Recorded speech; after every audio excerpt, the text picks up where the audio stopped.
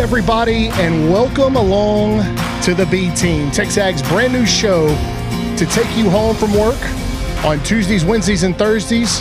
I'll be your host throughout however many episodes of this that we are doing. I'm Ryan Broniger. To my left today, and often will be Richard Zane. I think the over-under on how many shows, I think we get like 2.5 weeks before somebody shuts us down. Shuts us down or shuts one of us down? Because it feels like the ownership, and when I say ownership, I mean one guy who may barge in today. That'd be amazing. And if he does, and those of you out there listening, you know who we are talking about. In fact, he may be listening himself. He knows who we're talking about. I doubt it. We know who's getting booted out of here. Well, we do need to give a little bit of show context for folks that are going to be tuning in for the first time, and hopefully we can continue to grow this audience. We have a lot of cool stuff planned. If you are tuning into this on TexAgs Live, the premium, if you're tuning in through through TexAgs app, or if you're tuning in through the TexAgs YouTube page, those are your three ways to listen to the B Team every day on your drive home from work or wherever you're coming from, or you just got us on in the background of whatever you're doing around the house. This, if you're listening to this and you want it to be TexAgs Live, it's not going to be that. No. It distinctly will not be that. That said, we do have some really cool ideas, including potentially some eating challenges, some trivia challenges. We're going to rotate. Who's going to be doing the eating between the two of us? Well, I mean, look at me and look at you. But you know, you kind of look like sitting in that chair. You know who Siciliano is on NFL Network?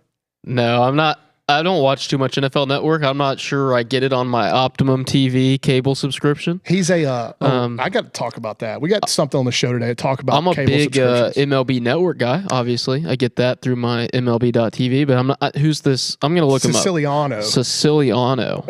It's Pat McAfee and his crew have a bit about this guy, and it's basically he's a smaller guy, and they keep putting him on camera frames with like Manute Bol. Like, they put him on in shots with the biggest human beings, and obviously around. Dude, this guy's got the biggest ears of any human being I've ever seen. I didn't say that you looked exactly like him. Y'all are similar in stature. You're just saying that because I'm a small guy, the slighter build next to you. Yes, you look like Siciliano. Well, but. There we go. We're 5 minutes in, and Bronny's already failed to not make this the Pat McAfee show. That's not going to be the goal. I'd actually, I mean, if it's not supposed to be the goal, you're right. If it's successful enough, well, sure. I mean, that is the goal. Something like that. Yeah, we got a long way to go. Long way to go. We might not make it out of the week. So, like eating challenges, trivia challenges, we'd like to get the audience listening and participating. We may have them have some door prizes. I've got some door prize stuff if they interact with the show and are maybe good guessers. But the premise of the show is just like entertainment, top of mind sports discussion. And if there's A&M stuff for us to tackle, we'll talk about it. It'll have a little bit of an A&M slant, but this is not going to be TexAgs Live. It's very different than what you listen to in the mornings from 8 to 11. And it's supposed to be. So if this is what you're tuning in for is more A&M discussion, you're going to get that every morning like you do from 8 to 11 on the site. By the way, I have some stuff that I want to already get into with some really kind of breaking news around the sports world and landscape today. But I was thinking about this as you were sitting down. Richard had to move a chair because we couldn't see Nick. Hi, Nick. Howdy, guys. Nick is producing this thing.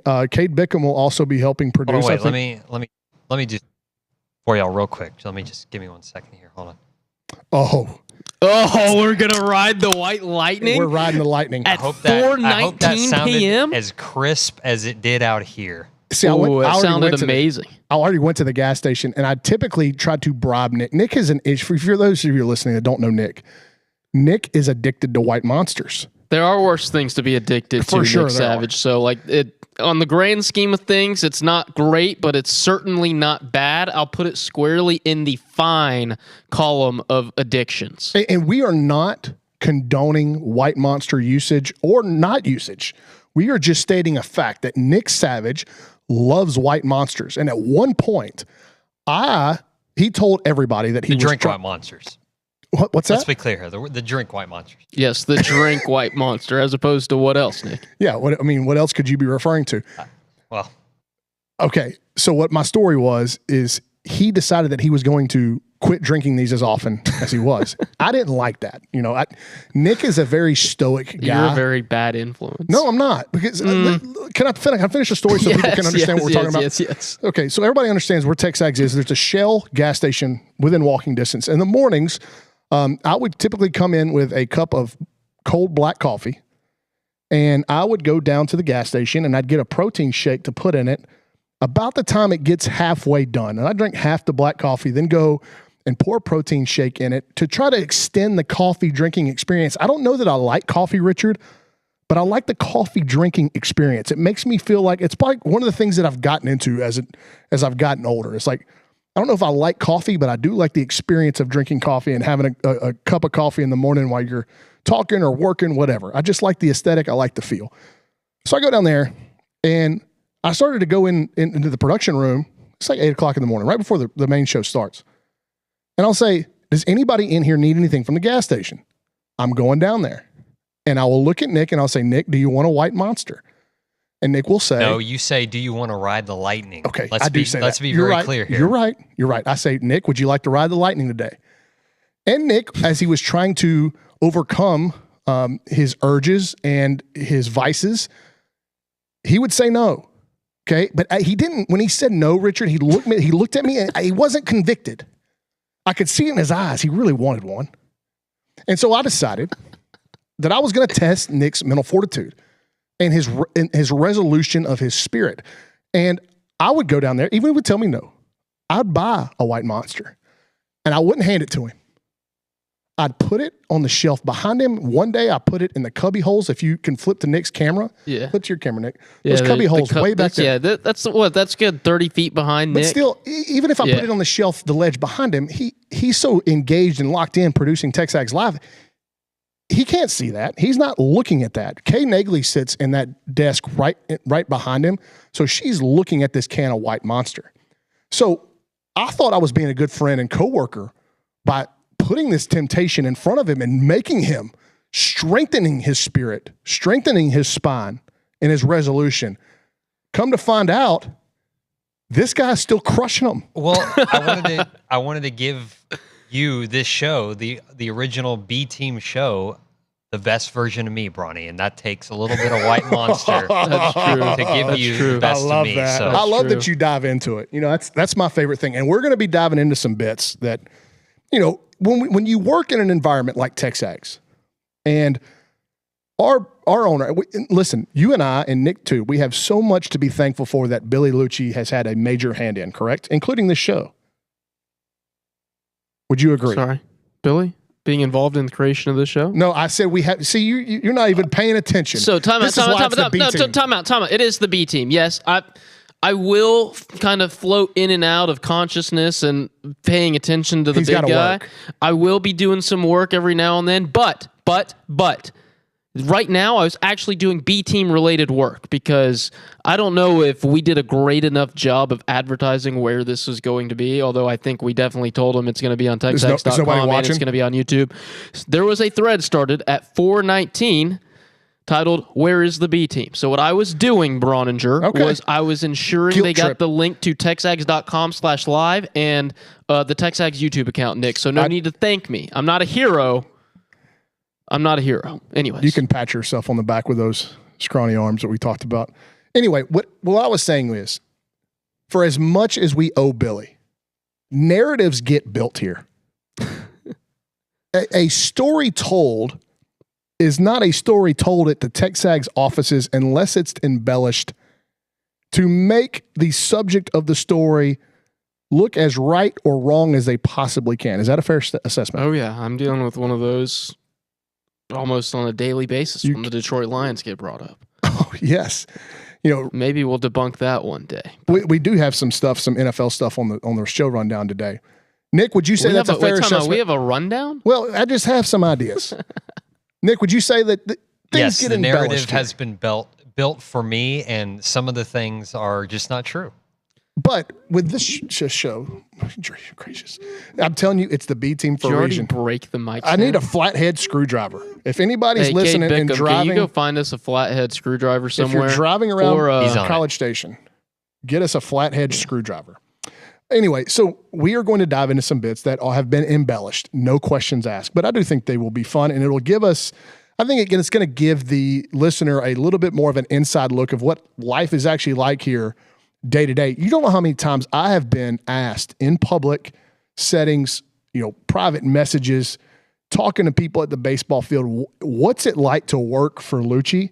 And I tell them it's exactly what you expect. Like, this isn't the stuff we talk about on air is genuinely the stuff we talk about off air to varying degrees, but it's still the same kind of camaraderie.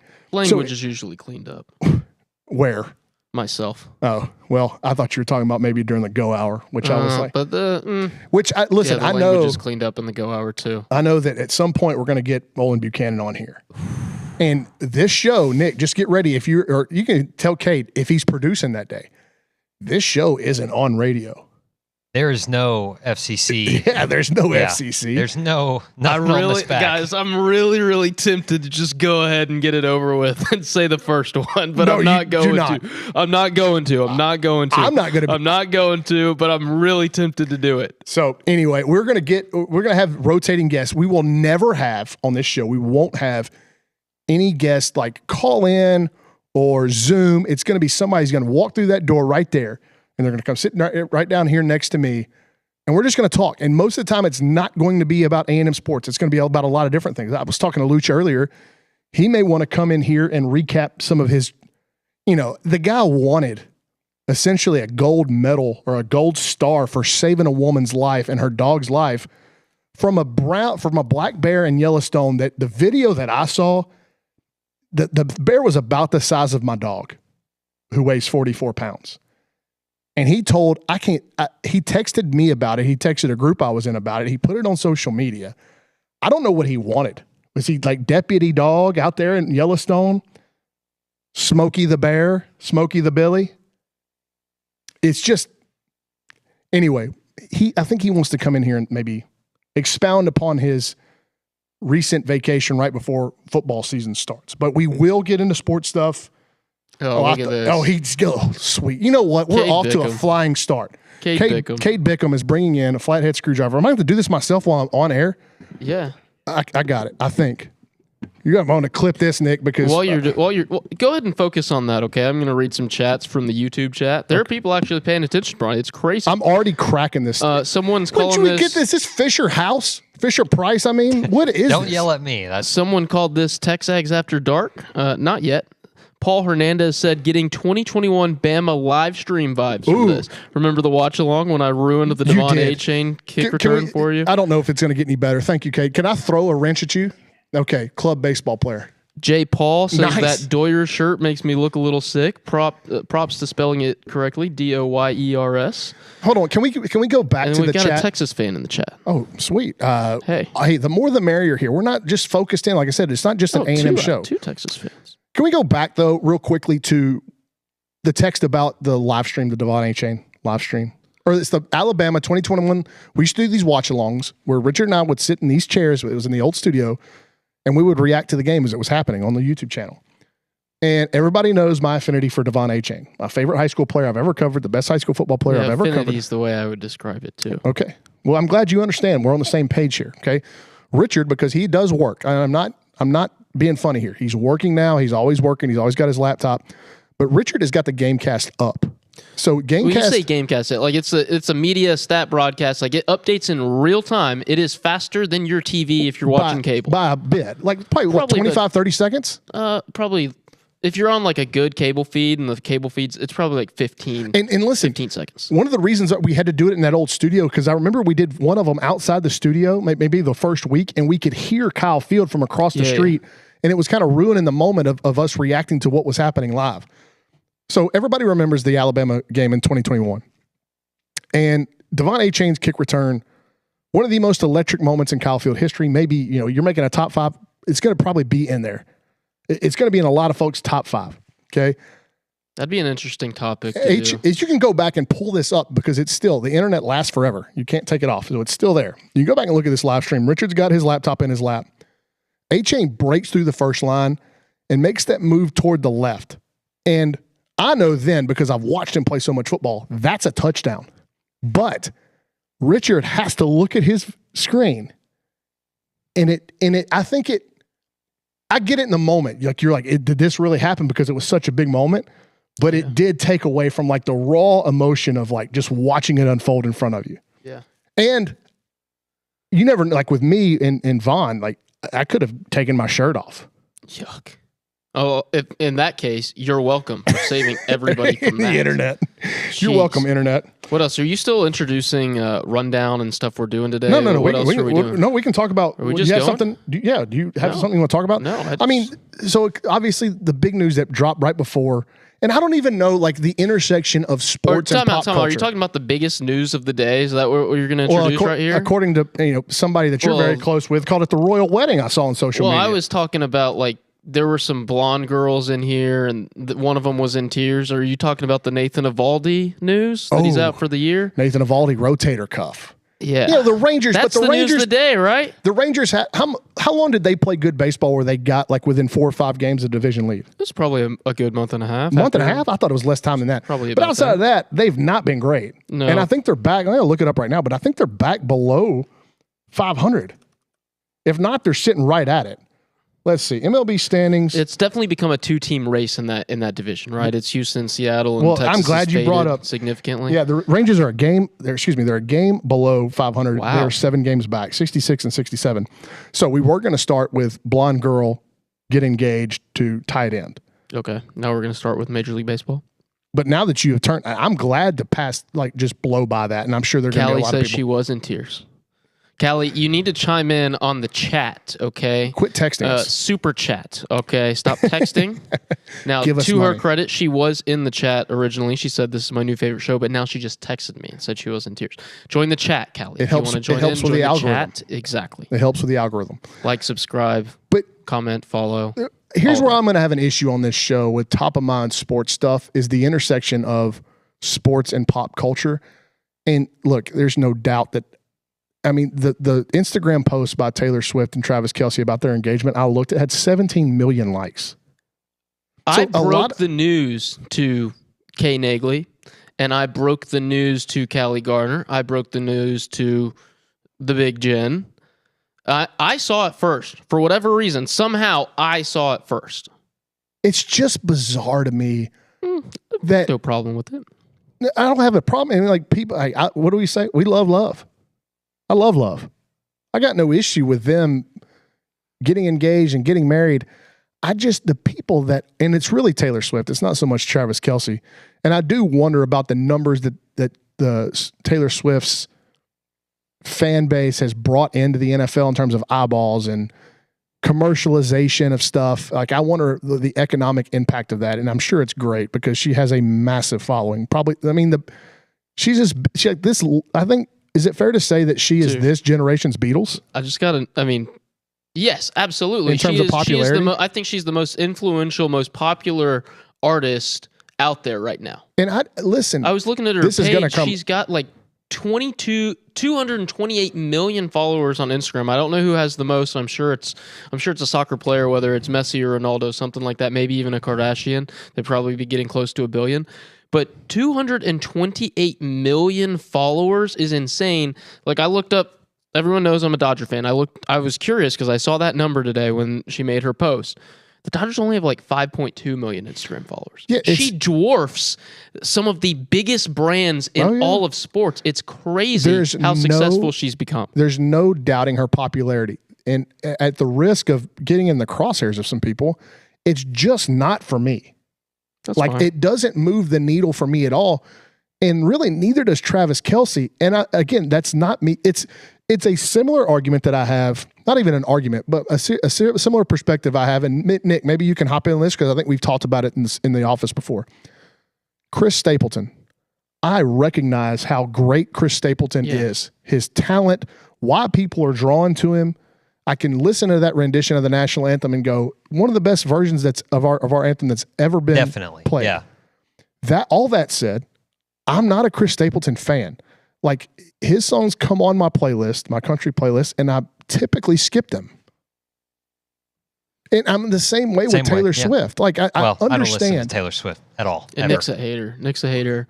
Of the three of us who have microphones on us during this show, I probably listen to the most Taylor Swift. My girlfriend's a huge fan. And to be honest with you, no shame, I like some of her stuff too. Did not listen to the Tortured Poet Society, whatever that was. Don't think it was very good. But all of her old stuff is kind of nostalgic for me because I kind of grew up in that era. But again, it's not what I choose. Well, it'll to be interesting on the daily. Because now everybody will be looking at that and going, what kind of year does Travis Kelce have? And they'll try to tie it directly to this engagement to the most popular human being on the planet, probably. I mean, legitimately, probably a top 5 most popular human on the planet right now. Taylor Swift? Yeah. I mean, she's selling out. I would say behind Mark Martin? The current president. No. The current president of the United States, she's the second most famous person in the world. Yeah. I mean, she's in that echelon, no doubt. Yeah. No doubt. I'm trying to play devil's advocate here. You always have, like I mentioned the names earlier, you always have to throw Messi, you always have to throw Ronaldo out there because they have ginormous market share in other corners of the world outside of the United States. The British royal family, I know Jenna compared it to the actual royal wedding. Is this the American royal wedding? Honestly, it's going to be covered like it for sure. Other people like that, in Latin America, our guy David Nunez boy Bad Bunny, for sure. I mean, he's on like a stock, like he is on a rocket ship to the top right now. Bad Bunny Instagram followers, like it's pretty crazy. I'd be surprised if he's close to 49 million. So it's still a fifth. The Kardashians are big. A fourth or fifth, between a fourth and a fifth. Kardashians are still huge. I mean, what are Kim's numbers on Instagram? Well, yeah. Like Kim Kardashian. I mean, we could go down this rabbit hole, but the point is that Taylor Swift, it's clear. And I just, again, how do you tie this into sports now that she's married? Saying Michael Jackson. Michael Jackson's been dead for 15 years. Listen, not on this show. We ain't doing that, Nick. We ain't doing that on this show. Way to go, Callie. Michael Jackson. Come on. I mean, we got that was big news. I thought we were talking about Kim Kardashian still. Well, I thought you were talking about Mark Martin being as popular as Taylor Swift. That's true. Big deal. No, that's Dale Earnhardt Jr. was like the big deal. The 20-time running most popular driver in NASCAR. But so he's number 3. It goes Donald Trump, Taylor Swift, Dale Earnhardt Jr. Since we're talking about the Taylor Swift, the intersection of sports, it was crazy to get a notification from my ESPN app. Again, like that's what I'm interested in. Engaged. Somebody out there and somebody at the NFL headquarters knows the economic impact that she's made, and whether it be through CBS and the Fox deal, like the viewership numbers. But this is going to be covered. I mean, if people got tired of her during the Super Bowl and during the Chiefs runs here when they showed her on camera, it is going to just ramp up to 100x from what it's been. And guys, if you're tired of it, just turn the TV off, man. It doesn't bother me. A different app. Man. It doesn't bother me. What did Tyler, the creator, say about cyberbullying? It's the same thing. Apply it to whatever social media you're consuming. If you don't like that Taylor Swift is engaged and you have to see it on all the Instagram stories, man, go for a walk. Go for a walk. Take Richard's advice, but if you don't like this show, keep tuning in because please. Don't turn us off. Keep this on. Keep this on. We're trying to keep it in everybody's algorithms and stuff like that. We're trying to grow the base. Okay, so look, let's stick. We got 69 viewers right now. Well, nice. Well, and let's keep it on the NFL then too, right? All right. Because roster cut day. Yes, and that was the first thing I had on my little semi rundown here. 53-man rosters are out. Do you care? How does it impact you? To me. Again, here's your A&M angle in this show. Jade Walker making the Bears over a 4th-round wide receiver that they selected. Shout out Matthew Dawson, who told us that is possible that it would happen whenever, I think it was the first touchdown catch he had after that first preseason game where I was like, well, this guy's pretty good. Matthew Dawson texted both of us then. It was like, this, because he's a huge Bears. He's a huge Bears guy. But he was like, Jade's got a real chance to make this team. And I'm like, come on, no way. They drafted a receiver in the 4th round. They cut that guy. Jade made the roster. Such a cool story. Grand Valley State, obviously under-recruited out of high school. Grand Valley State, Texas A&M. and really had to go through the turmoil of what Texas A&M was in 2023, the coaching change. He was in a wide receiver room last year that, dealt with the ups and downs of the quarterback. It's just super exciting for Jahdae Walker. But outside of that, like, that's the personal element that I care about. And I'm a Texans guy. I know they had some moves made today. They had Jimmy Ward's in a really tight spot, interesting spot. I think interesting is a better word to use.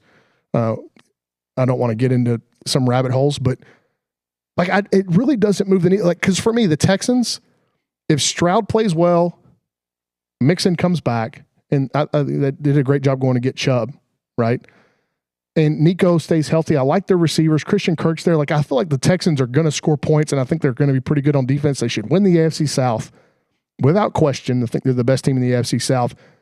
Are they ready to go to the Chiefs level and compete with the Chiefs in the AFC, toward the end of the line, or even the Bills?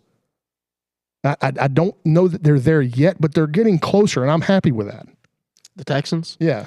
I think they should win their division hands down, right? Like, they are the best team in that division. Yes. They've got the best quarterback. I think it's the biggest thing for them is upgrading the offensive line, making sure that they can protect C.J. Stroud for this season and in the long term, right? But they got a rookie going to start a tackle. It's going to, I don't know if anybody's going to challenge the Chiefs this year, but you could see. I think they're probably going to start coming closer back to the middle. I don't think that. I mean, dynasties aren't going to live forever. Well, Kelce's aging, and he was less productive last year, and obviously Mahomes is an all-time great, but and you got Andy Reid there who's just going to find a way. The Chiefs are going to be there come the new year, centered around the AFC Championship, at least the main players in the discussion. But I think Houston can get there. They can get to the Final Four. The Ravens are obviously going to be really good with Lamar. Houston is moving, I think, more toward the top of the pack rather than they are back toward the middle of the pack. And I'm fine with that. And we can talk about the Detroit Lions and again, another A&M angle because of Dan Campbell. But we don't have to talk about the Detroit Lions because, like, you were asking, you essentially posed the question: how much do you care or pay attention to it? I know the Lions post their 53-man. Haven't looked at it. I consume as little preseason anything as possible. Yeah, I don't watch preseason NFL hardly at all. I watched 7 plays of Lions Texans. Was it because the starters were in? No. Oh, okay. The first Lions drive was Kyle Allen. Texas A&M angle there too. I know that, but I was not interested. And part of that was because it was very obvious early on that the Texans were going to run away with it, which meant I was going to have Kaylee Dreyer telling me the Lions are terrible. But I'm not interested in it. My favorite team, my favorite professional team on the planet, without a doubt, the Dodgers. I will not watch spring training baseball unless there is absolutely nothing on, or I can have it on my computer as background noise on my second screen at my desk a random Wednesday. Super hard to watch. That's it. What's hard to watch? Spring training baseball, like preseason. Can I say this? Spring training baseball for me though is so soothing and relaxing. It's like fall asleep, like you ASMR get to hear for the me. Sounds, yes. And it's good to hear the broadcast, the crack of the bat, stuff like that. Yeah, absolutely. To me, it's just like a way more subdued version. I really enjoyed that. But again, it's the aesthetic, like how you take it in, how it sounds. The broadcasters are typically more subdued. Like, it's just an easy watch to have in the background. I love spring training games for that reason only. It doesn't move my needle in terms of being invested, seeing what the Astros are doing at all. Growing up and being a hockey fan, like living in Dallas, preseason hockey is awesome because going to games is like, you can get in for like $3. Super cheap. Or at least that's how it was in high school. Like, you could go to a game at the American Airlines Center on like a random Wednesday night when they've got literally the B team branding playing and just sit in the lower bowl for $5-10. Well, you're doing a good job of, like, unbeknownst to you, having good segues, because Texans, Lions, what I wanted to talk about though is America's team. Oh, the Cowboys? And just what has gone on there. Their outlook on this season, and I talked about the Texans making moves toward the top of the AFC, in my opinion. I feel like the Dallas Cowboys are making moves away from the top. And look at the division. I mean, what happens if Jackson Dart is really good for the Giants? And you're going to look, that's a huge unknown. Luke Evangelist was in here this morning, our resident Giants fan, and I was telling Olin that the Cowboys playing the Giants should be 2 wins for Dallas, and Luke was like, "Are you kidding? Absolutely not. We're definitely taking a game from the Cowboys this year." I think they could. And they might. Listen, but people that are anointing Jackson Dart too quickly, I'm on the same level with the Arch Manning stuff. I'm not saying it can't happen. My eyes need to see it. Yeah. You know, where they say men lie, women lie, my eyes don't. Luke was saying today that I think they're going to start Russell Wilson. But even then, like, I pose it. Olin's our resident Cowboys fan. He likes talking about him and Kay Nagley for sure. Those two, and they get pretty fired up. Olin gets real fired up talking about the Cowboys. But I asked him where he would have Dak Prescott in terms of list the starting quarterbacks in the NFL. I would still have him ahead of Russell Wilson, but it's not by a lot. Yeah. And look at the rest of the division. Obviously, the defending champs and the Eagles are there. Jalen Hurts still pretty young. They've got a great nucleus. Yeah. Their style of play, to be honest, I'm hoping that A&M can get to this style of play where your floor gets really, really high because you can run the football and stop the run. So you play a real safe brand of football. And that's what I think when I watch the Eagles play, I'm like, they're just so tough to beat because what they do well, it's a high floor type of team. It's hard to run away from them because they're going to limit possessions. They're going to stop the run. They're going to force you into some tough situations on third down. And you saw it in the Super Bowl. And obviously now they've got Saquon Barkley, the biggest freak show at running back maybe in the league. Yeah. So you look at the NFC East and you go, give me an arrow on all these teams. And you don't have to give me one on Philly because they're at the top. But Washington. I want to talk about it, man. Why? Because they made me very sad in January.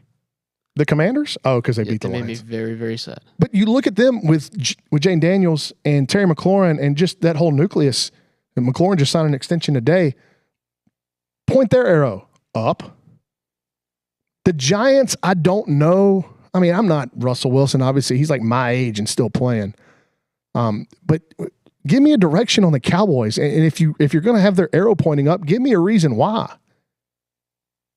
I don't think they did enough in the offseason. This thing with Micah Parsons has really dragged out and been pretty messy publicly. I think he's going to end up playing. But the other night, he's laying on the bench, not in pads, not in a jersey, the only person on the Cowboys roster. They had to address that. It's like, where does this thing begin and end with Jerry? Like, is it really about the wins and losses with this guy at this point? No. Have you watched? I haven't watched. No. Have you watched it, Nick? No, but I mean, I'm just talking about what you're saying. Is it we're about the wins and losses? No, not at all. No, absolutely. No, they literally talk about that. I am watching the Netflix documentary right now. I think I'm at least 4 episodes in. It's an 8-part series. I might be 4.5 episodes in. He knew when he bought them that he wanted to market them and turn them, his words, are into an everyday soap opera. And they are that. Succeeded that. They are that. Yeah, and they are by far the most what would be the price tag on it? What is the word choice? I'm at the end of the day, so my vocabulary is failing me. They are the most lucrative? Yeah, the most lucrative. They would be the most expensive, most valuable. Thank you, Nick Savage, MVP. If they went up for sale, they would have the highest price tag of any sports franchise anywhere on the planet. Nick, and it's all because of him, and he doesn't care about the wins and losses anymore. Nick, maybe get in here and give Richard a shot of that white monster, get him going. I would absolutely take a sip. You're right, waterfall, though. Maybe. But you know what? And it's hard. Look, I grew up, and when I was young, the Oilers were around. But by the time I got really, really into sports and, filling my fall weekends with Friday night high school football, Saturday college football, Sunday pro football, by the time it got to there, the Oilers were gone. And I really didn't have a rooting interest. So everybody that I grew up around in Southeast Texas, for being as close as it is to Houston, there's a lot of Cowboys fans down there. The early 90s, obviously, they had their run, their dynasty. So I grew up around a lot of Cowboys fans when I had no allegiance to them. Yeah. So you know what you do whenever you have a bunch of people around you that go that way? You dislike them? Yeah, you typically dislike them. And so I have really no reason to dislike them other than I grew up around a lot of people that did. Yeah. But it has to be, like, I feel kind of sorry for their fans if this is the end goal for America's team is just to generate drama and what does the bottom line look like on the bank statement? Like, and where's the end? Like, where's the end for Cowboys fans? How does this change? I don't have the answers to that, but I don't know. Have we talked enough about the Cowboys in the NFL? Do you still want to get into 53-man roster cuts, or do you want to pivot and change lanes completely? That's all right. Kay Negley wanted us to talk more about Jackson Dart. I don't know what that's about. Weird. We already talked about Taylor Swift, Kay. You got enough. Well, we got a super chat on TexAgs.com. Yeah, I was going to get Naked Hiker. Really? Yeah, I'll let you take over, Richard. Yeah, so username Naked Hiker. First off, I want to know the backstory to the username. Don't go on vacation with Billy. Hopefully, it's not Billy's burner. He asks, who is your favorite non-P4 football team? He says, mine is Wyoming. I love building them up on Xbox. Bronny, first question. Obviously, we'll get to Naked Hiker's question, but are you a college football 25, 26 guy anymore? Because we're not allowed to call it NCAA football anymore, right? In my day, growing up, I played a lot of the game. And I probably quit playing video. The last time I played video games, do people even still call it video games anymore? Yeah. What? I don't know. Yes, so much are video games. The last time I really dove in and was playing video games was during COVID, because we couldn't really have anything to do. And I was stuck in my apartment, and I was playing a ton of FIFA, though. And I got really good at FIFA. And I'm not talking about, hey, I'm good against my friends. Like, I was getting good, I think, regionally. Like, I was beating a lot of people. I was at the highest level. You were actually playing online. Yes, I was playing, and I don't know, whatever. But that's the last time I really played video games. I got really into Halo when I was in junior college at McNeese. Halo's the greatest video game of all time. Anyways, can I tell a quick Halo story, Nick? Yeah, of course. So, in junior college, Harvard on the Hill, Hillsboro, Texas. You know where that's at?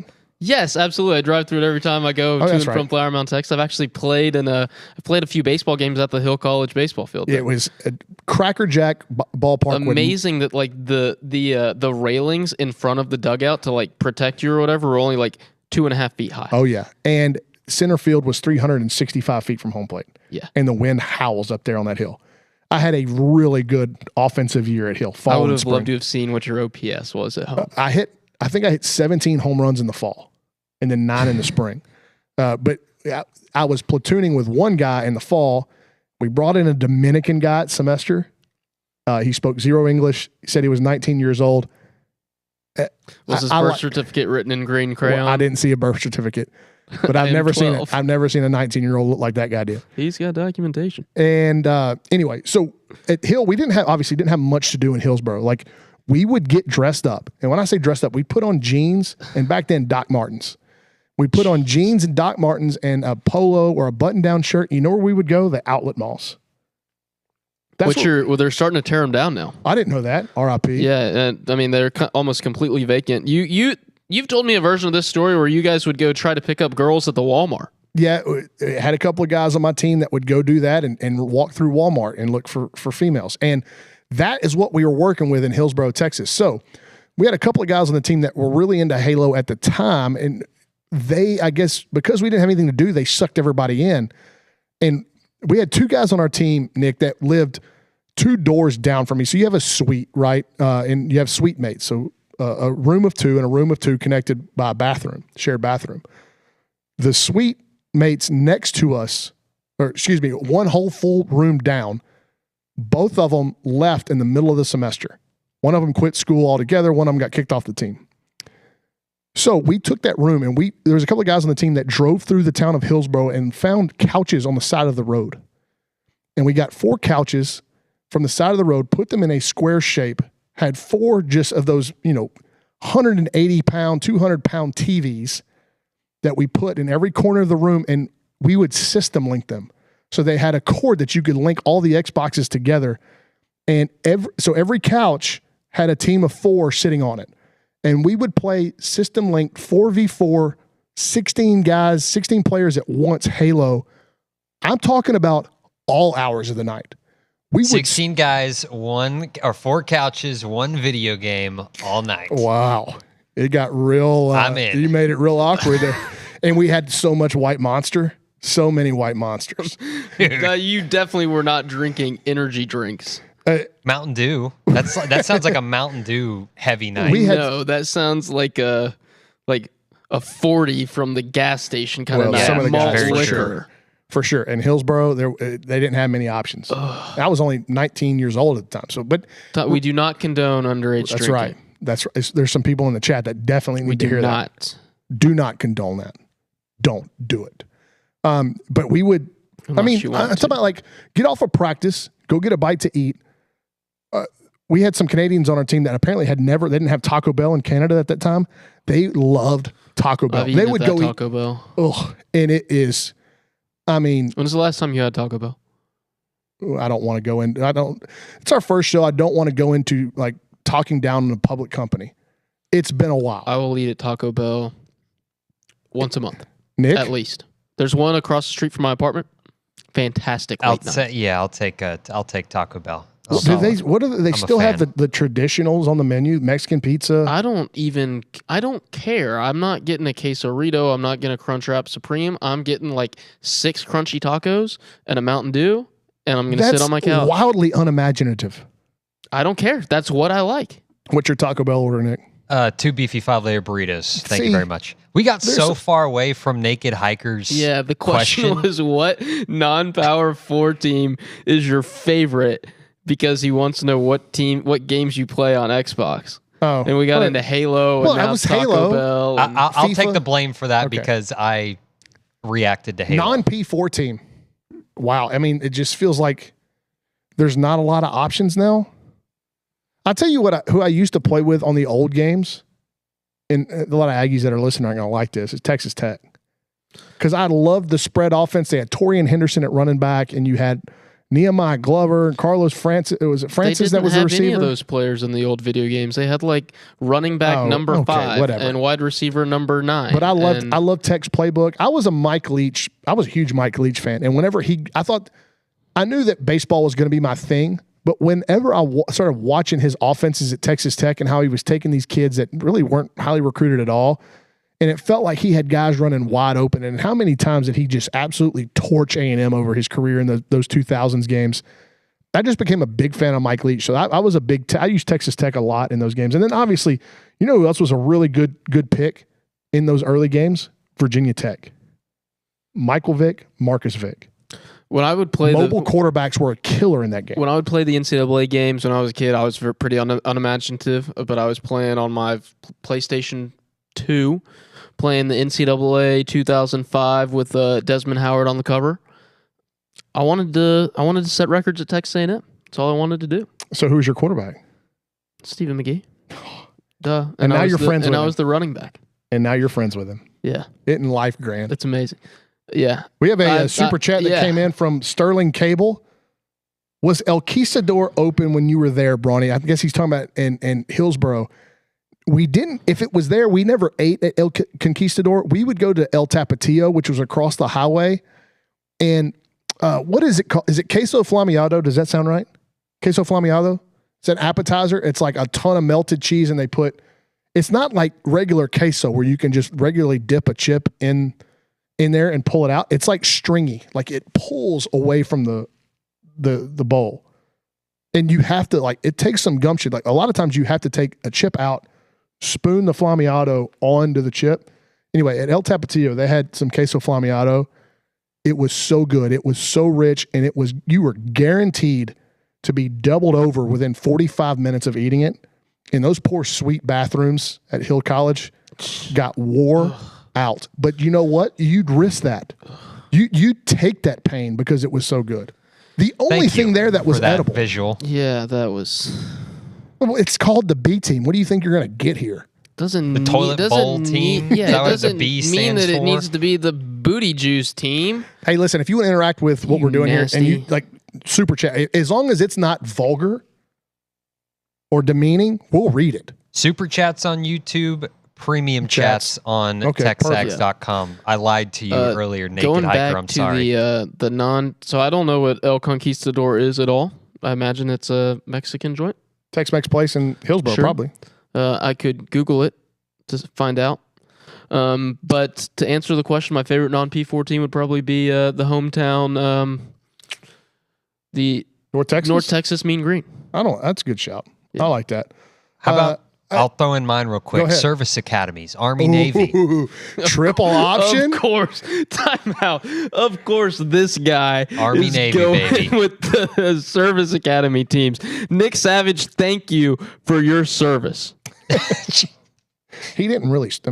This is a big stolen valor situation. Nick Savage did not actually serve. I don't want to put any stolen valor on Nick, so I'm going to clear that up right now. Good. He's just. I'm never. Roy May, if you're listening. Correct. We didn't mean anything by it. I wasn't going to get into this. Show's not serious. Well, it's serious that we're here. It's not a serious show. Yeah, we're real. How do you feel about tweets that extend past the character limit for people that are verified? They're tough, man, and I don't like it. I'm not a big fan. As somebody who does a lot of tweeting for at TexAgs when I go to press conferences, so if you see a typo, it's probably me. I hate it, dude. Like don't you try to keep it succinct? I do. Yes, I do. I try my very best to do that. But if I'm at a press conference and Mike's got a pretty good quote and he's going overboard, I gotta do it. I gotta do it. First name basis. Sorry, Coach Elko. Again, sorry, respect. Thank you for your service. No stolen valor. Because he did coach at the Merchant Marine Academy for a little while. I can't stand it, man. Like I don't like it. Because I know I'm not clicking on see more, so I don't like being the reason anybody has to see more. You better really captivate me in the first 140 characters for me to click see more. Like you gotta really. I mean, we're talking about R.L. Stein, Olin Buchanan, the great writers of our time. You went Goosebumps. R.L. Stein. That's what Olin writes, right? Goosebumps were big when Goosebumps books were big when you Did y'all have AR points? AR points? Accelerated reader? So I growing up, every book in the library, and I guess this is how they had to motivate kids in Southeast Texas to read. So you had to have a certain amount of AR points every 6 weeks. And every book in the library was assigned, you had to open the cover of it, and right there on the inside of the cover, it would tell you the level it was on and the number of AR points. And like, I remember Little Women, the book Little Women, it was like 600 pages. Saw the movie. And this book, it was worth like 46 AR points. And it was like, okay, you get your grade. So you had to read the book, and then you'd go online. I think they had a software probably back then. And they would ask you questions about the book. And you couldn't do that now because you could just AI everything. But back then, like, you had to read and process the information, take a test, and then you had to take, these accelerated reader, and get your points. And it was so hard for me because I'm not a reader. My wife reads like crazy, like on her iPad, real actual books, and she can read. And we go on vacation, read and read and read. And I'm like, how do first of all, your eye's not hurt and you don't get bored with this. But I guess some people are just into it. I've never been able, and it's funny that I work for a company where you have to read a lot of stuff and write and type a lot of stuff. Yeah, you got to read all day. Me. Yeah, like I got into a kick a few years ago where I was trying to read a book every 2 weeks. It lasted for probably 3 months. That was when I was a roommate with the former TexAgs director, producer Dalton Hughes. So who did text the show? Yeah, he's been texting me too, like Dalton. He had some really vulgar things to say about Nick's habit. But yeah. Anyways, I would read. I'd read books, but I'm not a big novel guy. I like reading about people. Like I like reading biographies or autobiographies. Are you that way with movies? I like historical movies or biographical movies. I like historical movies and biopics. I do not like horror movies. I don't find any joy in being scared. But I like comedies. I like dramas. I like some sci-fi stuff. Like I like all that. But when I read, I like reading about people. So horror movies, you're okay. Like if it's a drama that has some scary elements to it. Yeah, sure. Like, but I'm not gonna go out and see like any. What are the ones that are coming out? Like whatever is like the last part of The Conjuring or whatever. Like I'm not gonna go. Oh, what was the one? It was the ones I really don't like are like demonic movies. Yeah, no. What was the one about the girl like Mary? God, she was possessed, and it was probably in the 2000s, 2010s. Somebody in the chat's got to let me know what was the name of it. I watched it once, and I'm telling you what, like it freaked me out so bad. Like I was going to make sure I didn't miss church. Like I thought like this demon had possessed me. Somebody in the chat's got to know what this movie. Whatever movie Broninger's watching that scared him when he was a kid. No, I'm just trying to describe it. She bends over backwards and she counts to 6. Ugh. 1, 2, 3, 4, 5, 6. 1, 2, 3, 4, 5. She keeps doing that. Like it's crazy. Somebody's got to, again, I don't want to revisit it, but I do because the name's on the tip of my tongue. All right. We're moving right along. Don't forget, if you want to interact with the show, like you can send us a text on the premium chat. Yeah, no text. No text message. No text messages. There is a phone line. Are you talking about the ring? For the people that no, not the ring. It's a woman's name is in it. It's a woman, like Mary or something. I can't remember. Somebody will figure it out. The Exorcism of Emily Rose. That's what it was. That's what you seen that, Nick? Oh, he doesn't have his headphones in. Nick, have you seen that? Have you seen The Exorcism of Emily Rose? Nope. Yeah. Okay. Are you into that kind of movie? Those kind of movies, Nick? I don't really watch scary movies. Which is weird because of your playlist when you work out. I knew you were going to say this. Oh, did you? I knew this is where this was going. Death metal. Yeah. How do you? So you just turn it off once you leave the Shred Shack? No, I listen to it. Like I've told you before. I will literally walk my dogs and listen to heavy metal and like pass a family. Hey, how are you? Yeah. So this old lady's like, oh, what a cute dog. Otis he's so cute. Otis and Birdie. Meanwhile, in your ear, yep, you've got Insane Clown Posse. No, that's not heavy metal, dude. No, well, what is it? That's lame music. They're telling them to like cut the heads off of kittens and stuff.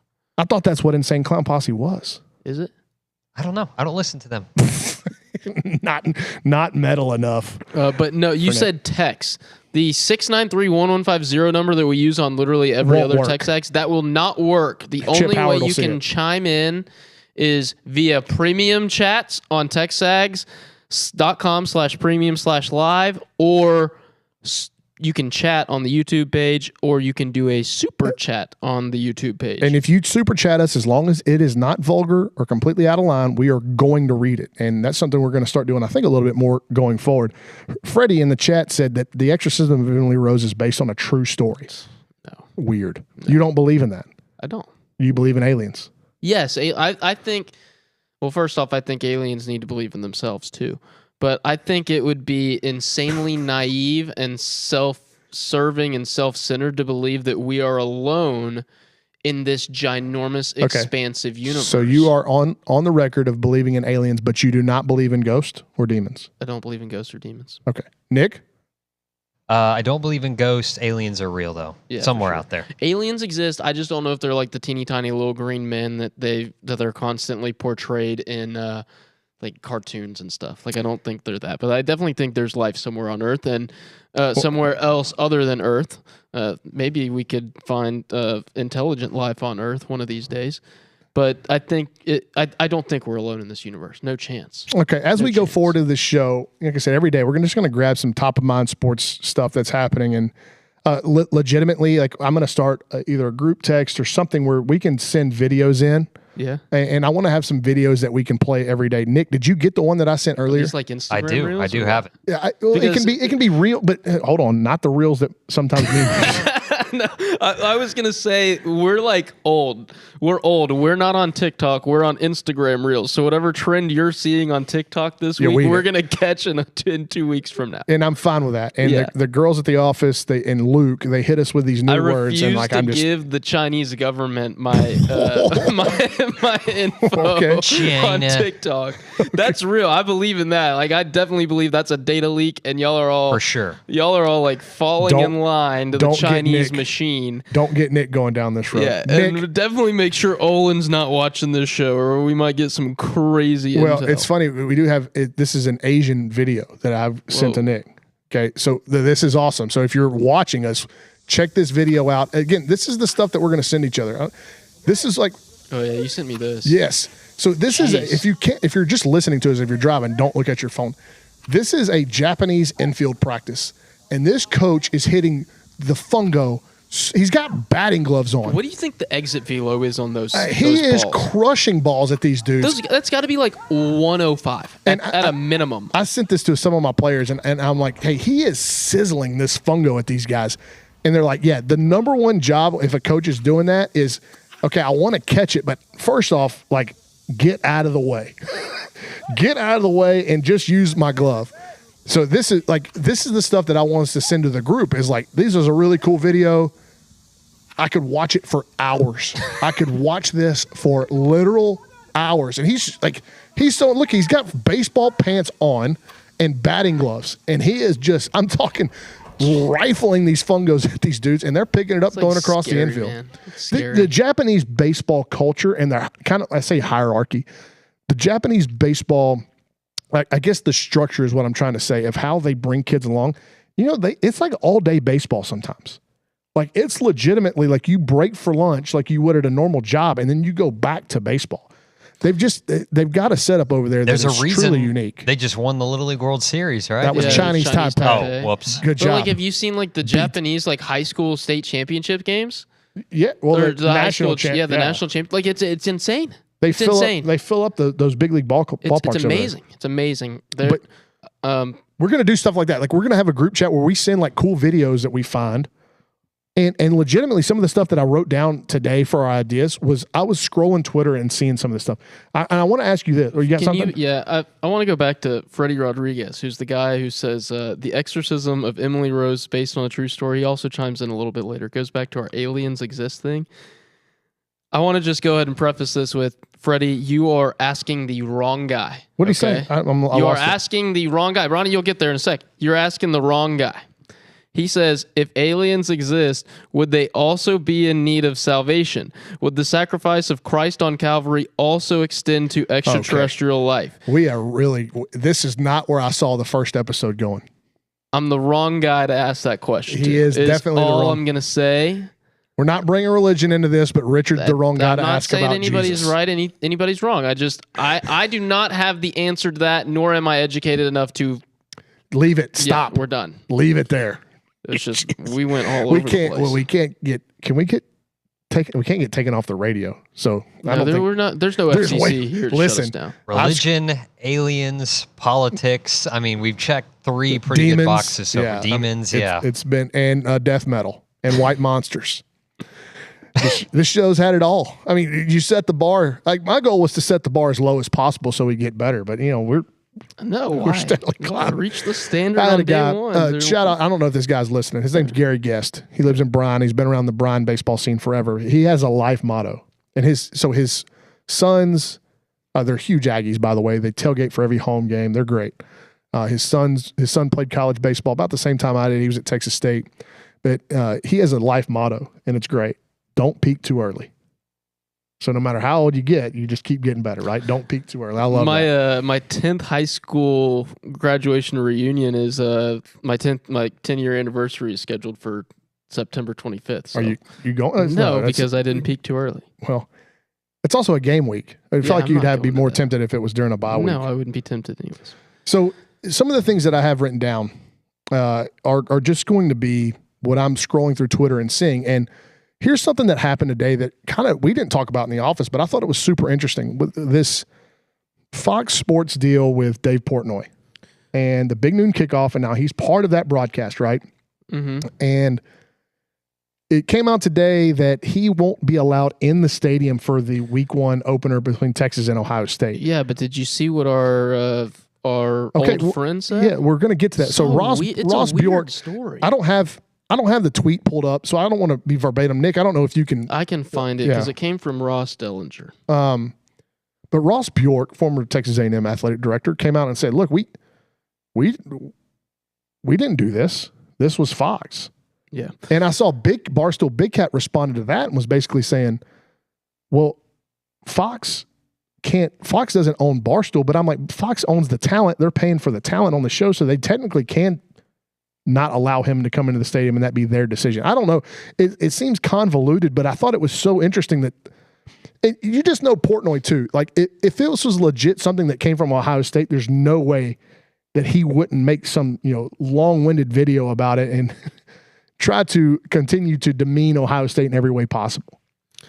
It's that rivalry, man. That is that rivalry. Do you have the quote? I have the thing from Ross Dellinger. He said this morning at 7:16 a.m. Central Time, Ohio State did not issue a ban on Dave Portnoy. AD Ross Bjork tells at Yahoo Sports. Bjork confirms that Fox decided Portnoy would not be on the main desk of Big Noon Kickoff, and those not on the desk do not normally appear on the field. Those are Fox decisions, he emphasized. And a lot of people are trying to decipher whether or not that's made up on Ohio State's part, or if it's made up on Dave Portnoy's part. Why wouldn't Fox want him in there? It seems like a ratings bonanza. I mean, it is going to be a ratings bonanza unless you have YouTube TV, in which you can't watch Fox beginning on list Friday. Too. I think they're going to they got to come to terms. What am I going to like? You might. There's so many people. I want to get there. I want to get there. I have YouTube TV and I've got my Optimum, so I'm okay. I'm going to watch that. I'm going to watch Friday night Baylor Auburn first, and then I'm going to watch in the morning. After Tottenham hopefully wins its third consecutive Premier League match to win the year, I'm going to watch Ohio State, Texas. Yes, I will watch that game. But to me, the reasoning behind not sending Portnoy is because maybe the bosses at Fox know that man can't help himself. Maybe he will absolutely do his damnedest to hijack whatever discussion's going on about Ohio State, Texas, 1 versus 3 in the Associated Press preseason poll, one of the biggest games in week 1 we've seen in a number of years. And he could potentially try to hijack any conversation and make it about the Michigan Wolverines, who, as a Michigan fan when I was a kid and still every now and then, fair weather fan because I can be because I'm an Aggie, Michigan's going to be terrible this year. Well, I see both sides of it. To that. So why not even tempt fate? Well, here's the thing. It'd be different if it was somebody other than Portnoy, right? Because Portnoy, what does he really need? He doesn't probably need the money. He's not trying to continue to grow his name. He's enormous, right? He's a media giant. He's not going anywhere. There's the tweak. Nice job, Nick. Goat. Nick Savage. Pop that up real quick. Savage. Goat. But so I think Fox is taking that into account, is okay, we know we can't control this guy, but they're going to have some sort, Nick, do you have any idea of what kind of delays these broadcasts run on? If Portnoy start going crazy, how quick can they dump it? I mean, obviously I've never broadcasted on a national network like that, but I'm fairly confident saying typically the industry is 16 second. That's what TexAgs Live is on for both radio and Is that enough for you TV. With Olin? It was when I was a board op for it. I had to dump button a few times. So, and the thing with Portnoy too is, what does he want out of this appearance on Fox? Big Noon Kickoff. Does he want to continue to be there? Because if he does something crazy in week 1, maybe they don't bring him back. I can't imagine Fox not wanting the eyeballs for him being there and in the middle of the horseshoe and.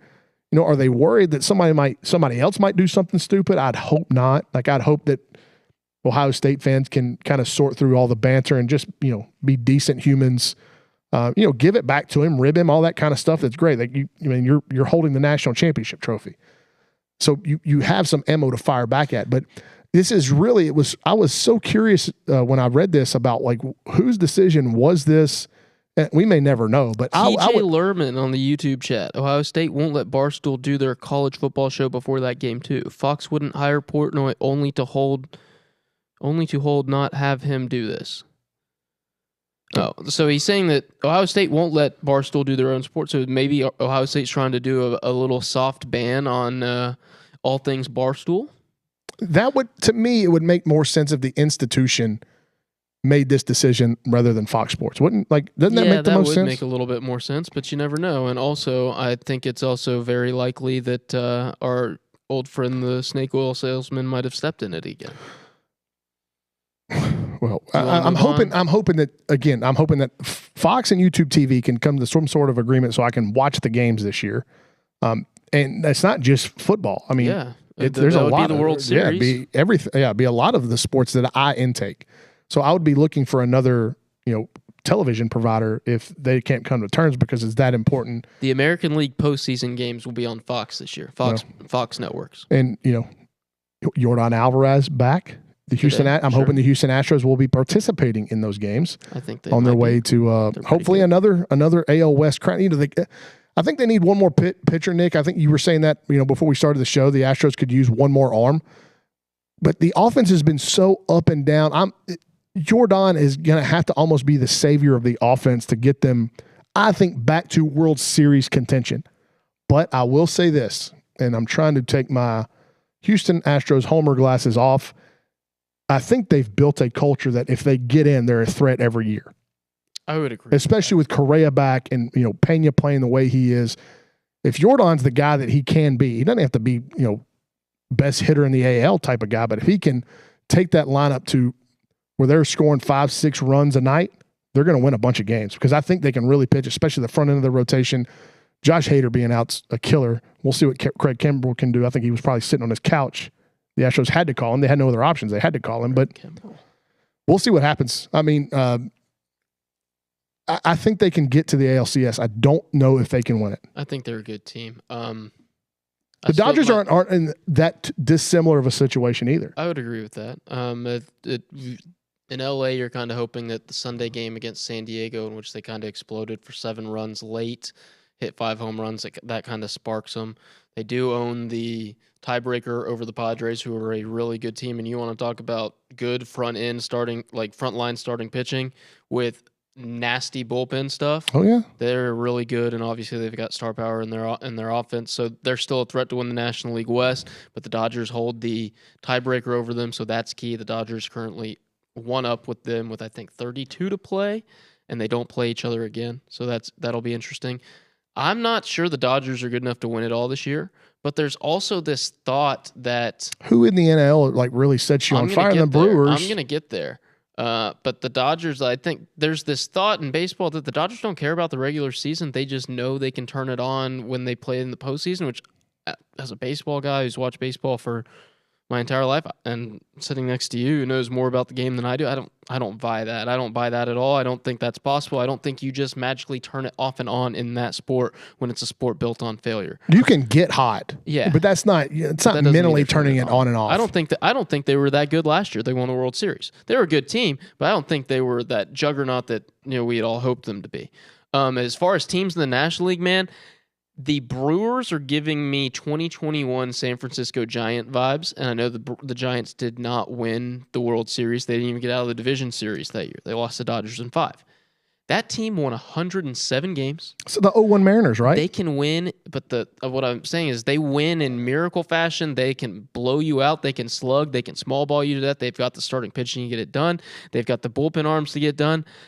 The Brewers, to me, currently look, and I know it's like low-hanging fruit because they've got the best record in baseball. That is a team that looks like it can win any style of game, any given night. That looks like the most dangerous team to me. So I think the most dangerous, obviously the Dodgers, because their star power are really like needle movers, and I think obviously they can repeat because of the amount of talent that they've got. The one that I think is really dangerous is the Padres, and you mentioned some of their stuff. But I felt like they've been on the cusp for a little bit. And this is a really complete team now. They've had some really good deadline pickups. Sorry, I've been so used to saying portal pickups around here, but their trade deadline was fantastic, and it's not just Mason Miller out of the bullpen, right? That's the one that took a lot of headlines. Ramon Laureano's now having a career year and is like the most dangerous guy in that lineup, and it's a lineup that includes your typical faces, your Manny Machados, your Fernando Tatis Jr.'s, your Luis Arias, who just seems to always get on base. And then guys like Jay Cronenworth, who have been around for a while. And then Rhino Hearn's been really good. All right, we got about 20 minutes left. One thing I'm going to do every day, Nick, I'm going to try to pose a question on Twitter. If I need to loop you in or Kate in or Richard in or whoever's going to be sitting here next to me, I can loop you guys in, and so you can kind of maybe prepare some responses. So we're going to end the show, and we're always going to end the show with some kind of bit. Like today is going to be a top 5 list that we can discuss. But before that, I kind of teased on Twitter. Okay, football season kicking off this weekend. First of all, what does your day look like on Saturday? And then if you got to tailgate, I know Nick, you and Richard, we don't get to tailgate. But if you got to tailgate, what would be on your ideal September in Texas pregame spread at your tailgate? Like, what are some of the things that you would eat? Understanding that we're in Texas and it's still pretty hot. Because I thought, okay, Tex-Mex, like make your own tacos, something that you have to assemble yourself, I'm in on. Until I thought, boy, if I get into refried beans at about 1:30 before a 6 o'clock kick, we're going to be in a real tight spot. Real bad spot. Chips and dip. I think chips and dip belong on any solid. Yeah, chips and queso. Starter, definitely. That's a lot of cheese, though. But it's a night game, so I'm not worried about it being too hot. A lot of cheese could make some issues. I would get me... You ever grilled on a Blackstone, like flat top? Yeah. Oh, like a hibachi? Are you going to go smash burgers? I'm going to go smash burgers, that's dude. Good smash burgers. Good call. I'm good with dogs. Waffle fries? Good with some dogs. I like buffalo wings. Good call. So we're steering away from typical Texas or Tex-Mex fare. Going straight American. A lot of people will do some barbecue, right? Like get some brisket going. I love brisket would be barbecue's good anytime. I'm never going to hate on barbecue. But what I'm saying is, like, I think barbecue gets better toward late October, November when it gets cold and you're smoking it all day. What I'll tell you. Even right now, even though it's going to be hot week 1, it's a night game. Some fajitas. Okay. At the tailgate. Yeah, and you can have beans out for your fajitas. You can make it as but you don't have to put beans on there. Dangerous as far as intestinal fortitude goes. You can make it as dangerous or as light as you want it. Listen, if you get into a bind pregame, the porta potty situation. First of all, it's been improved 1,000% around Kyle Field, but there's been a lot of folks drinking for a long time. Those things are typically a total disaster when you walk in there, and I don't know how people miss the target so often. How do you miss the target? Broninger, I've grown up to the point where I now work on Saturdays during the fall, and I've got a private bathroom. Well, that's definitely one of the biggest flexes. Porta potty. One of the biggest flexes at TexAgs tailgates is our bathroom situation. We are the Buc-ee's of tailgates. We've talked a lot about bathrooms in this first episode. Do you have a problem with that? It's the B team. It's the bathroom team, Nick Savage. Toilet bowl team. You know what? I can't wait. The booty juice team. Whoa. I said that earlier. Yeah, you said that earlier. That's a callback. I missed that. We call that the biz. I can't wait for Cade to be on here. Cade won't complain as much. Cade wasn't complaining at all. Or Nick Savage wasn't complaining at all. He did complain. You made me do a top 5 earlier too. You were talking about bits and things you want to talk about. We're about to get to it. It's the last thing that we're going to get to. Okay. The last thing. I don't know if it's going to be every Tuesday. Maybe the Tuesday top 5s. Thursday, I want to do a trivia thing with a food punishment. Thirsty Thursday trivias, and we're all just Thirsty Thursday. That's something the blonde girls brought up, and we talked about an idea where maybe we. So the girls are in the back. The blonde trio's in the back during the show, and we give them a task. How long will it take them to build something? How many chicken wings can those 3 girls eat combined in an hour-and-a-half show? And then one of them, I'm not going to bring up which one. So what if we did it with like White Claws or High Noons? I was like, are we going to get you your driver home? But the chat has to guess how many White Claws and High Noons these 3 can drink. I don't think that's, we got to set some boundaries here. And I think that may be crossing it. So, we got to rein them in terms of their show ideas. I don't think that would be good for you back there either, Nick, to have to deal with that behind you. I mean, imagine if we just dared Nick Savage. How many white monsters can you suck down that gullet in 90 minutes? I would never try that because I would be dead. But sure. Yeah, and so or how many slices of pizza can you eat in 90 minutes? That'd be something with food. Or we do a trivia game, and this is, actually Luke Evangelist was all in on stuff like this. So we get escalating peppers or escalating, maybe it's chicken strips with sauce or chili powder dusting, and they get elevated on the Scoville unit. They get hotter and hotter after each question. And I would be asking Richard, if it was Richard in here, I'm going to ask Richard 4 questions about the Los Angeles Dodgers from 2000 on.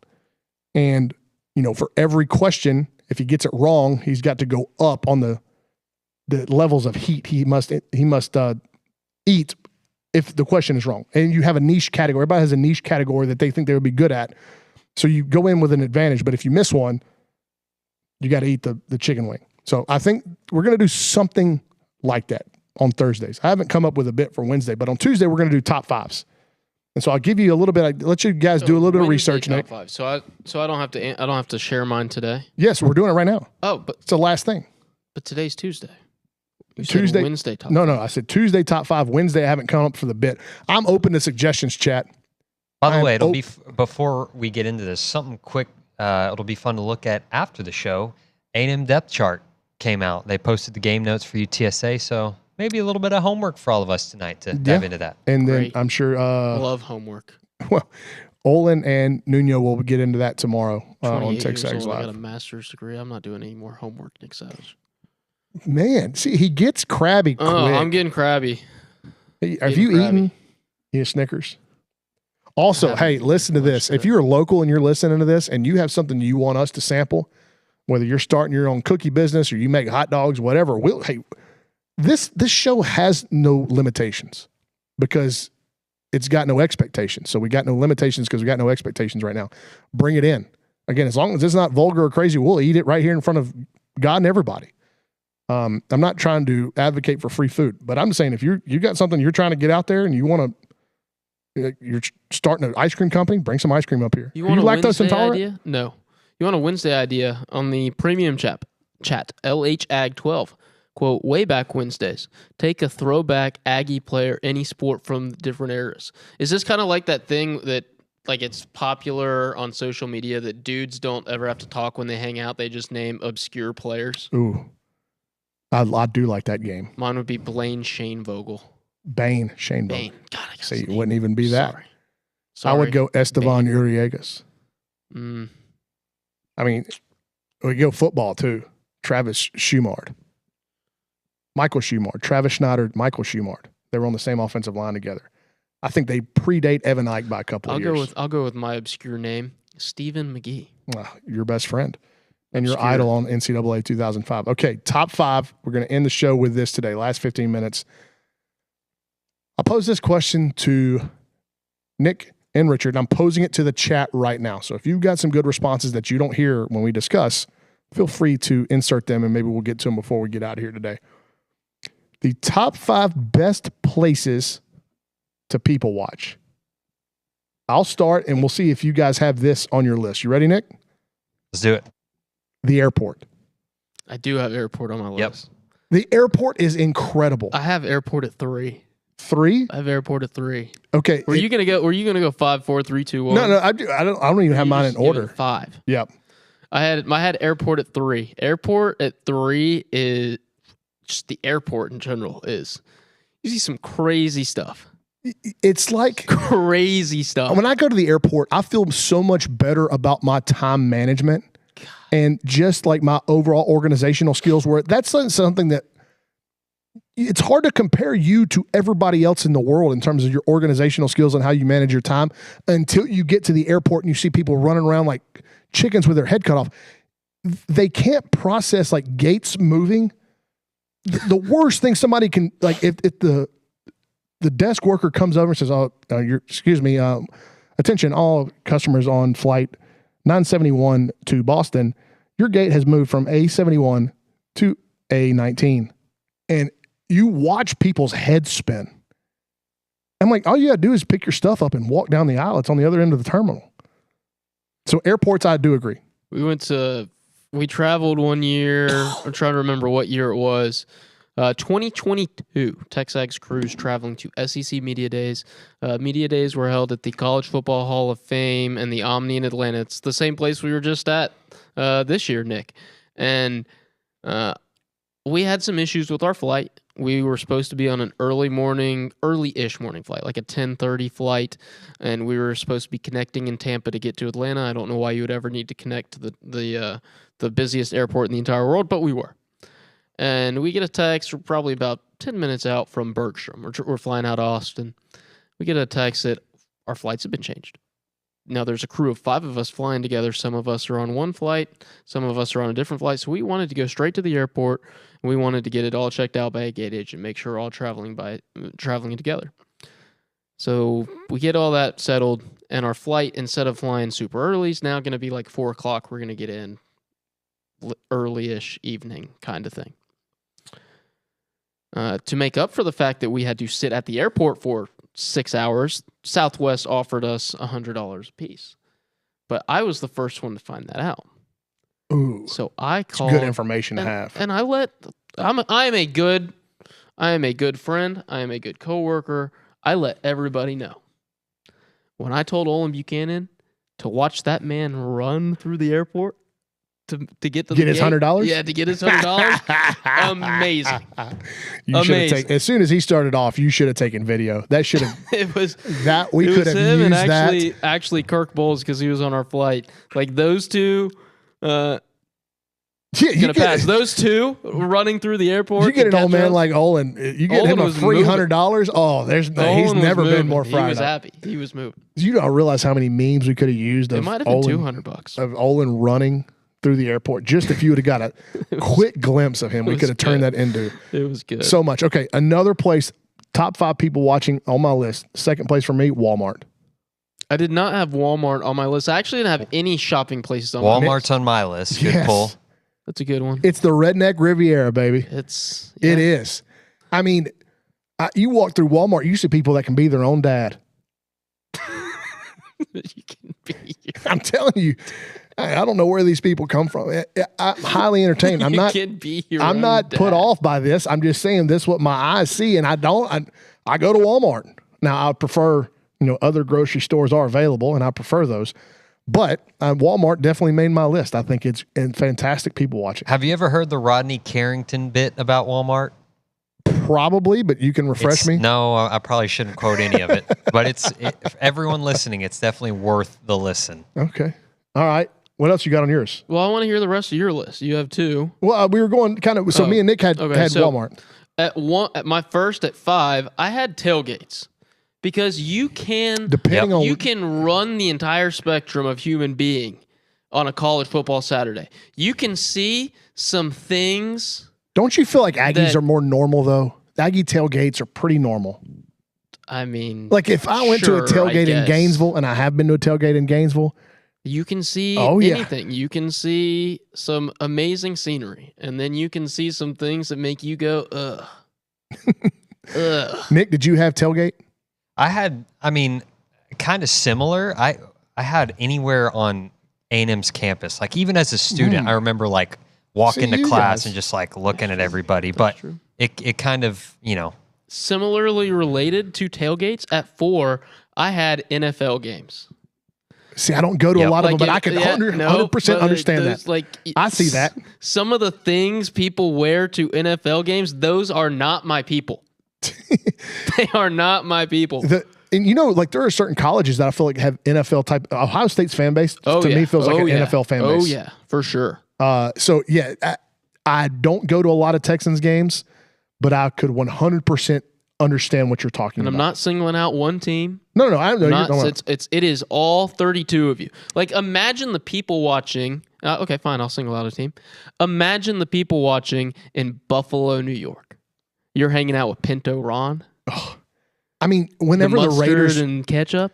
When the Raiders were in Oakland, I feel like that would have been elite people watching too. You better watch your mouth with Raider slander, because I'm not slandering. Armita Buchanan going to come up here and smack you around. Well, speaking of the Raiders, on my list, third on my list, or another one on my list, Las Vegas Boulevard / that's a great one. I should have had that.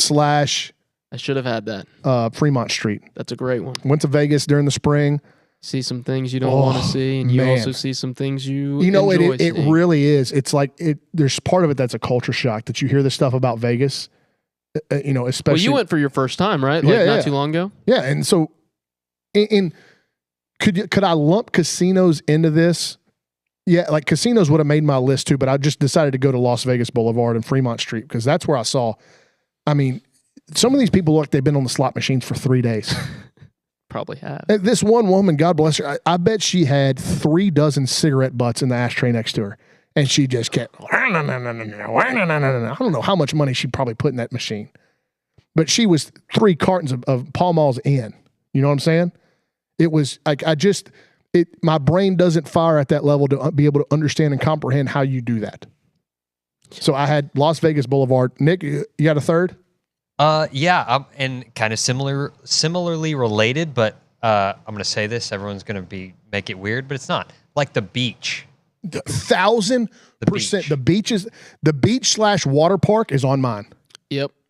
Listen, I didn't have it on my list, but water now park. that you guys bring it up, I should. Oh yeah, the Are beach, you kidding? Especially being from DFW, we don't have even Galveston. That is not anywhere close to us. So to cool off, you're going to a lake or you're going to Hurricane Harbor. I'm tired of the Pelicans, Chuck. Where are we sending them? Galveston.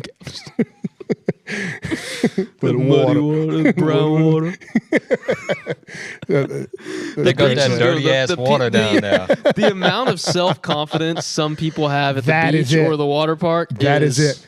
Look, I'm not respect to you, but I don't want to see it. Look, I understand what I look like with my shirt off. You understand what you look like with your shirt off.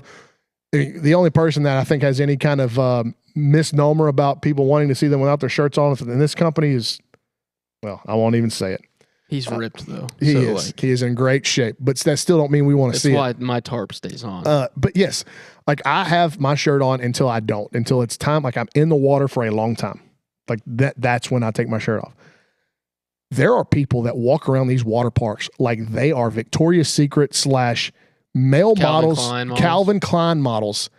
And God bless you for having that much confidence in yourself. That's the kind of body Nick Savage has.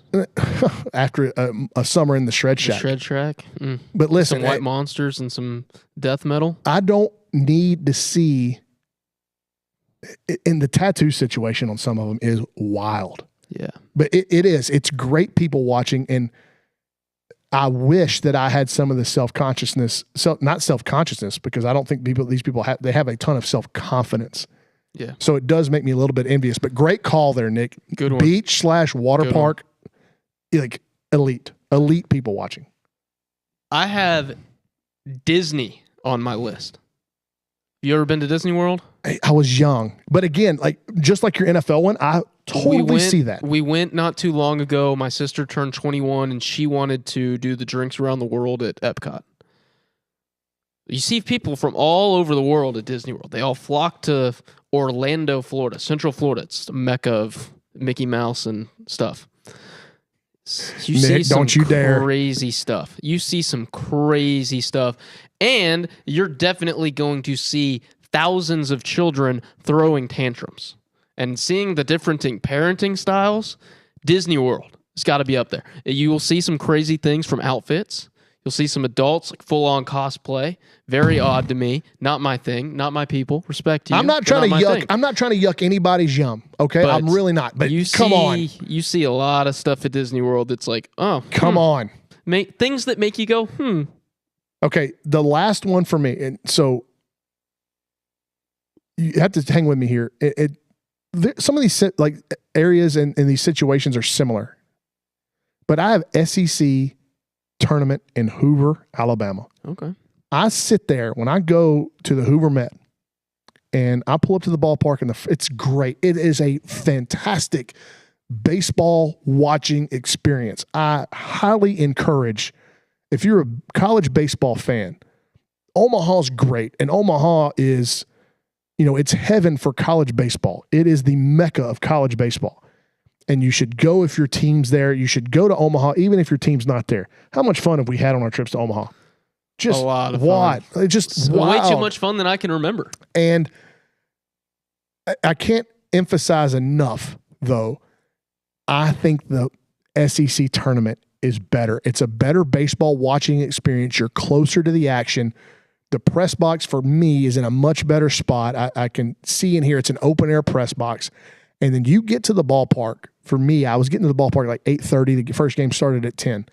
I'm getting to the ballpark at 8:30 in the morning, and there are jorts-wearing LSU fans that got a gumbo going. The food is just got to be amazing. Watching them take shots of Fireball before the sun's fully up. There's still dew on the ground. I'm not taking Fireball shots before the sun's up. Every fan base has their people there. The closest, if you've never been to the Hoover Met into the SEC baseball tournament, the closest relation I can have is Orange Beach, Alabama. Never been to Orange Beach. Orange Beach feels like that's where all the SEC migrates for summer vacation. Dynamite drop in Callie Gardner in the YouTube chat. Bronny, you are the people watching in Hoover. That's good. Banger. That's Callie good. Garner. Okay. Post of the day. All right. Well, that's no. We got still more. Nick, do you have another one? Are you out? I mean, we're getting mine was out. Walmart, airport, Northgate. So bars. Northgate. My number one. NASCAR races. Oh yeah. When I was a kid, we went to a race at Texas Motor Speedway once. Saw a hairy dude, the number 3, dude, shaved into his back. Raise hail, praise Dale. You got to tell me that next time. I would have totally pulled all the videos from my phone of me at Daytona, and we could have just observed the folks around us. That's great. That's a great way to end episode 1 of the B Team. Hope you guys enjoyed it. We'll be right back here tomorrow. More laughs, more cutting up to take you home from work tomorrow, Thursday, every week for this foreseeable future. Come hang out with us on TexAgs. Thanks for tuning in. Episode 1, the maiden voyage, has set sail for the B Team.